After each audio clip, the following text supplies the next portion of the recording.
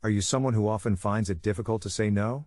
Do you often feel guilty or obligated to say yes to others, even when it's not what you truly want or need? Learning how to say no without feeling guilty is an important skill that can help you establish healthy boundaries, prioritize your own needs, and maintain your mental and emotional well-being. Saying no can be challenging because many of us are conditioned to be people pleasers. We may fear disappointing or upsetting others, or we may worry about how they will perceive us if we decline their requests. However, saying no is not a selfish act. It is an act of self-care and self-respect. It allows you to honor your own needs and protect your time and energy. So, how can you master the art of saying no without feeling guilty? Here are some strategies to help you navigate this skill with confidence and compassion. First, it's important to understand that saying no is not a rejection of the person making the request. It's simply a refusal of the request itself. You can still express your gratitude and appreciation for being considered. For example, instead of saying a blunt no, you can say, "Thank you for thinking of me, but I'm unable to take on any additional projects at the moment." Another helpful tip is to be clear and concise in your response. Avoid over-explaining or justifying your decision, as this can open the door for negotiation or guilt-tripping. Instead, keep your response simple and direct.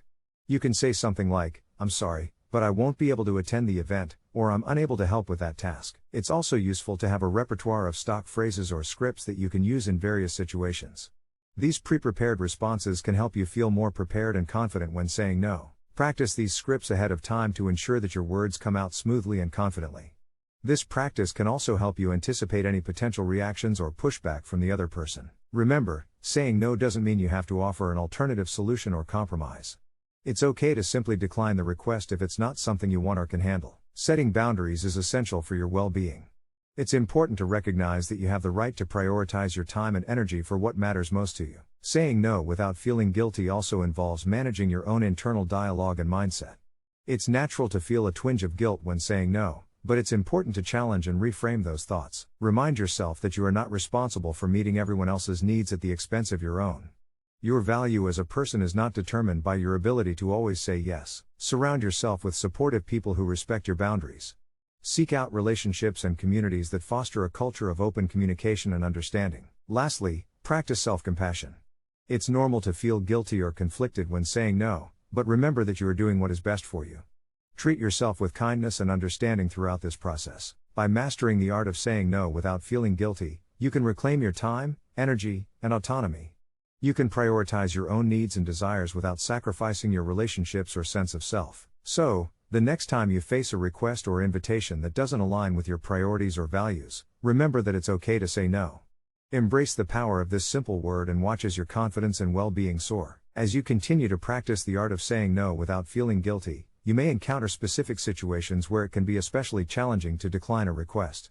Let's explore some of these scenarios and strategies for handling them. One common situation is when a friend asks for a favor that you genuinely want to help with, but you simply don't have the time or capacity at that moment. In these cases, it's essential to communicate your limitations honestly and suggest an alternative solution. You can say, "I would love to help you, but I currently have a lot on my plate. How about we find another time that works better for both of us?"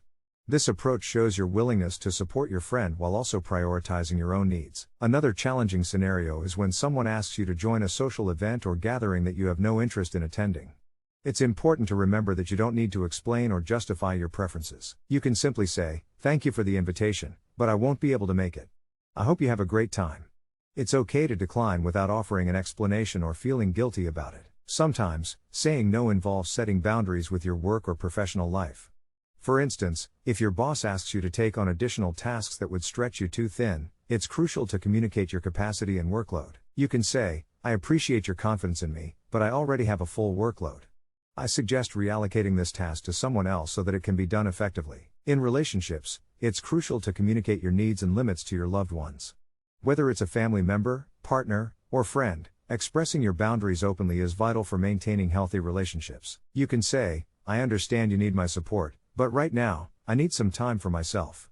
Let's discuss how we can find a balance that works for both of us." In some cases, you may feel pressured to say yes due to societal or cultural expectations.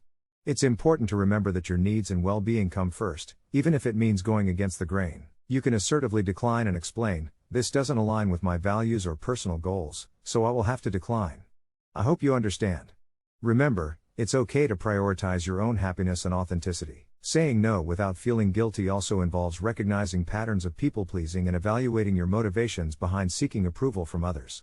Introspection can help you understand your behaviors and make positive changes. As you navigate the art of saying no, it's important to be mindful of the language you use.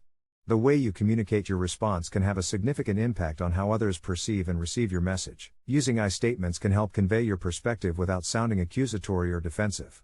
For example, instead of saying, "You always ask too much of me," you can say, "I feel overwhelmed when I am asked to take on too many responsibilities." When saying no, it's essential to remain calm and composed, even if the other person responds negatively or tries to guilt-trip you.